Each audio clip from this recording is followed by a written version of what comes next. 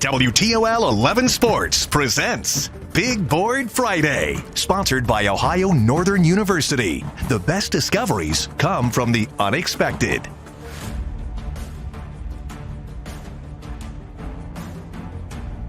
And by Charlie's Dodge Chrysler Jeep Ram. Doing it different, doing it right. By Frickers, the home for fun, food, sports, and spirits. By Absolute Mobile Glass. Nobody does it better. Nobody does it faster. Absolutely. And by Renewal by Andersen. Andersen Window Muscle. Local 419 Hustle. Now, here's Tyler Segerman. Good evening, everyone, and welcome into a Friday the 13th edition of Big Board Friday, sponsored by Ohio Northern University. Now, I'm not a superstitious guy and certainly hope nothing bad happens during this show because of that, yet every week I expect to see some amazing things take place across the area. No, I'm not talking black cats or ladders, but basketball excellence. The St. John's Titans certainly know a thing or two about that. They not only became the first Toledo boys team to win a Catholic High School League tournament game, tonight they sat one win away for bringing home the area's first title. Mike Schoen and company eager to invade Michigan and prove Toledo can ball, matching up with Detroit Catholic Central for the CHSL crown. Opening moments of the game, Ethan James driving. He'll find Parker Theobald in the corner, draws the foul, and connects on the three. How's that for the first score of the game? And then later, James in transition. He'll find Coy Hammock this time in the opposite corner. Another catch and shoot three, and that finds the nylon. What a play there from the quarterback. And then second half we go. James picking the pocket on the defensive end. He'll push the ball up the head to Race Kowalczyk. He'll go Euro step for the lay-in. Titans led for most of the game, but DCC would come back to tie it up at 46 with less than a minute to go. So here we go. Game on the line. Kowalczyk going up and over the defender for the bucket, and that would be the game winner. St. John's holds on. They win the CHSL championship for the first time as a Toledo team. Chase Bachman has more perspective. Tyler, St. John's controlled the lead for almost all of this game. Detroit Catholic Central tried to make a push at the end, but in the end, the Titans held on. So they are the CHSL champions. I mean, yeah, it means the world, man. You know, that's history, but we're still trying to go for a state championship, so John isn't finished. It feels amazing. We finally got it done after 3 years, so it's hype. You know, proud of our guys. That was a heck of a game. They're a really good team. We have a lot of respect for them. You know, we made it interesting at the end, but we've been really emphasizing like good teams find ways to win no matter what it looks like. And we made it interesting, but we found a way at the end, and that's all that matters. Really proud of our team. I'm very proud of it. I mean, we have a ton of respect for these schools, the coaches and programs. To be the first to represent Toledo, Ohio is awesome.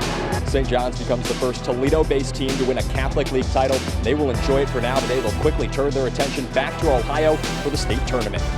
Reporting from Oakland University, Chase Bachman, WTOL 11. Tyler? Thank you, Chase. Back home, crossover night in the Northern Lakes League. Two first-place teams squaring off inside the Hive, Perrysburg and Clay. Good start for the home team. Brady Maxwell going hard and working himself inside the paint. Gets the roll there. Jackets up early. Clay would answer on the other end. Aiden Berryman here in the corner. He'll knock down a contested three, and that falls true. Eagles keeping it close. But Perrysburg, they are always tough on their home floor, and once again, they would prove so again tonight. Ben Paymer with a little pump fake before rising up and cashing in a triple. He's good at that. Perrysburg pulls away 70-39. Rivalry night in Sylvania, Southview and Northview battling for bragging rights in front of a sold-out crowd. First half, low-scoring affair. Wildcats trying to stay close here. Jacob Rowland in transition misses the jumper, but persistence paying off. He gets his own rebound and gets back up for two. Cougars would take a 6-point lead into the break, and out of it, Damian Clay lining up for three. He gets the senior gets the student section going, rather. And then another senior, tough to stop tonight. That would be Jaron Witcher, rocking in transition, right-hand scoop there for the finish. And then later, Clay again gonna fire from distance and connect on the three ball. Boom. Southview takes down rival Northview 41-23. Steve Iwanek with more from the Battle of Sylvania. Well, I tell you what, this rivalry game sold out this entire building tonight here at Northview High School. Both these passionate fan bases going back and forth with each other. And on the floor, it was a low-scoring affair. But at the end of the day, Southview holds Northview to only 23 points en route to another rivalry win, 41-23. That's the way we've been playing defense all year. I've been telling the guys all year that we're a defensive team. If we hang our hat on defense, then good things will come on offense, and the boys are really locked in today. It means a lot, especially to the community. You know, I'm a newcomer to this community, and they've they've been telling me since I took the job how important this rivalry is. So we locked in all week in practice, and they came out and performed today. It means everything. Everybody on this side of town, we know we're better than that side of town. They can't mess with us. Love that. At Whitmer, the Panthers seeking back-to-back wins for the first time this season as they welcomed in Springfield. Opening quarter, Panthers moving the ball around. Justin Harrelson draws a defender, which leads Andre Young open underneath, wide open. Blue Devils, though, answering back on the other end. Cam Jackson almost going to lose his footing here, but keeps the dribble alive, which allows Tristan Thacker to knock down the triple. Whitmer, though, too much in this one as Harrelson again is going to dish it out, this time finding a cut in Quadron Shears, who gets the layup to go. Whitmer picks up back-to-back wins for the first time this season with 67-56. Final stop on the NLL train takes us to White House, where Anthony Wayne matched up with Fremont Ross. Generals working early, great pass here, finds a cutting Drew Madalinski, who powers it up and in for the basket. Anthony Wayne ahead early. Fremont Ross answering back. Eli Elder in the corner gets the friendly roll. That nets in 3 points for the Little Giants, and then more from Ross as Jake Cahill down low gets it up and in off the glass. Too much, though, from the home team. Jackson Urinovich going to lay it in here. Tough little bucket underneath. Generals cruise 76-55. Time for our first break in the action, but don't worry, still plenty more to highlight, including what could end up deciding the NWAL championship. But first, a look at some scores from across the area.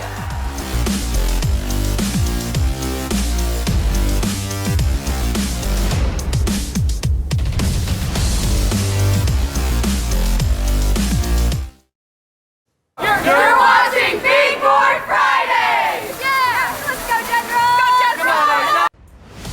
Thank you to the Anthony Wayne cheerleaders. Welcome back. What separates the Northwest Ohio Athletic League from many of our other area conferences is the fact teams only play each other once during the regular season. That's enhancing the importance of each league game. Archbold and Patrick Henry were two of the three teams coming into tonight tied for first place in the NWAL, the other being Liberty Center, who did beat Delta tonight. So the matchup at Hamler, oh so important and pivotal.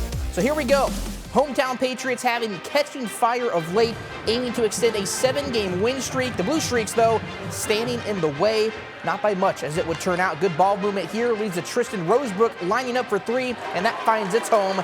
Then the defense wreaking havoc. Reed Krager coming from behind and taking the rock away. Students wanted a dunk. He'd settle for the layup, but nets a game-high 29 points. That's more than the entire Archbold team combined. Now, the Streaks did possess a spark in the form of a Roger Krieger, who uses his speed here to beat everyone to the glass. Unfortunately for him, PH also has a Mack truck. Mac Hebert, that is, not going to be denied. 25 points on the night for him, and Patrick Henry cruises 65-26. They're now 1 win away from at least a share of its second straight NWAL title. Northern Buckeye Conference, we shift to now Genoa, seeking a perfect 19-0 mark as they traveled into Maumee. Comets out and running. Walter Plants here.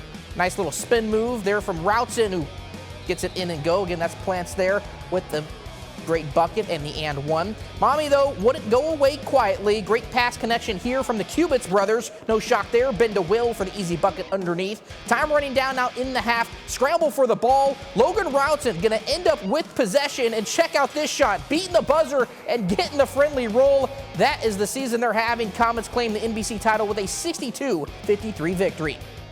In Pemberville, Eastwood looking for the season sweep over Otsego after taking the first meeting inside the Stroh Center. Senior activities taking place for Eastwood. Out of the gate, though, the visitors would get a going 7. Devin Silva taking the handoff and lets it fly from deep to put the Knights up 3 early. Eagles answering right back, though. Drew Ludhart finding his brother Braden. Some brother connections tonight here. That's a triple for the home team. And then later, the Eagles passing the Brock again. Ben Bueller here in the paint. This time on the receiving end. He'll go off glass for the lay-in. Otsego keeping it competitive. Dane Fassinger going to dribble around before pulling up for the mid-range J. That falls, but Eastwood gets the win 75-59. High school basketball fans, we've now reached our Elite 8 in the Big Board Friday Home Court Challenge. Here are the matchups. Old Fort against Seneca East. Gibsonburg taking on Hopewell Loudon, familiar foes there. Lakota and Fostoria going head-to-head, and finally Elmwood battling Clyde. Be sure to vote on our website under the sports section. You can do so once per day until it closes at midnight on Thursday. Nearly 3,500 came in last week alone, so keep it up. Play of the night we have now reached, and this actually took place yesterday, but everyone is talking about it, so let's just enjoy it some more, shall we? I mean, my goodness, you may not know the name Willie Foster since he plays for Lima Senior, but this kid is special, as you can see. A one-handed slam that he nearly brought back from Lima. That's impressive. He's committed to Northern Kentucky, and he claimed SportsCenter's top play, so it only made sense to make it our play of the night. If we can get one more look at it, maybe not. Well, that's still great. One final break before we wrap this show up. Still to come, a preview of the encore in the Battle of I-75 for the men. But first, some more area scores.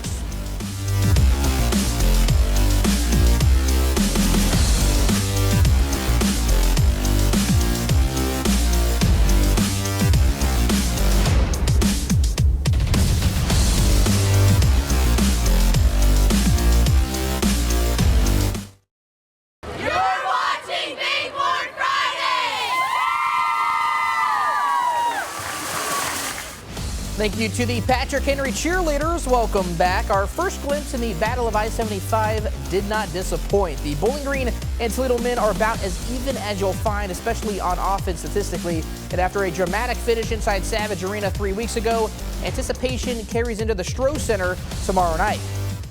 A Valentine's Day edition, adding another chapter to this rivalry series, although I don't expect much love to be shared between these two, as seen by that sign right there.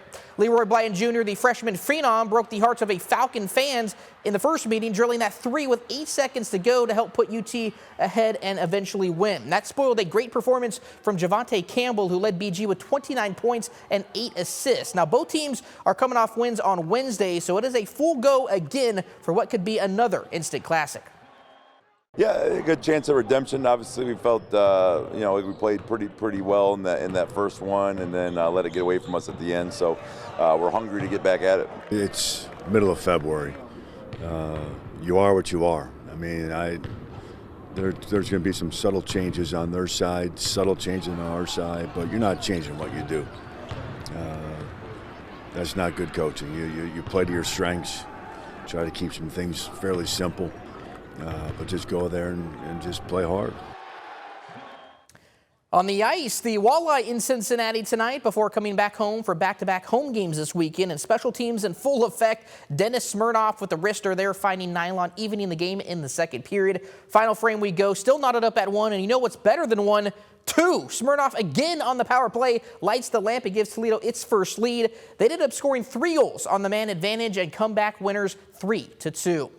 Well, that's going to do it for another edition of Big Board Friday. Remember, if you missed any of the highlights or want to rewatch the entire show again, check out our website or stream it on WTL 11+. It's always a pleasure bringing you our coverage. Appreciate everyone for tuning in. From our entire team, have a great rest of your weekend, and we'll see you next Friday. Take care, everyone.